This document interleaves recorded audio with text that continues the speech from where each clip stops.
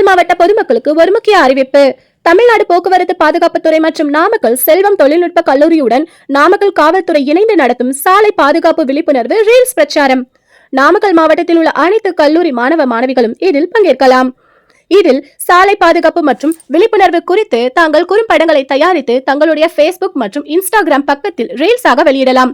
இந்த ரீல்ஸ் அதிக மக்களை சென்று சேரும் வகையில் அமைய வேண்டும். சிறந்த முறையில் சாலை பாதுகாப்பு குறித்து மக்களுக்கு விழிப்புணர்வு ஏற்படுத்தும் ரீல்ஸுக்கு முதல் பரிசு தொகையாக ரூபாய் 10,000, இரண்டாம் பரிசு தொகையாக ரூபாய் 7,500, மூன்றாம் பரிசு தொகையாக ரூபாய் 5,000 வழங்கப்படுகிறது.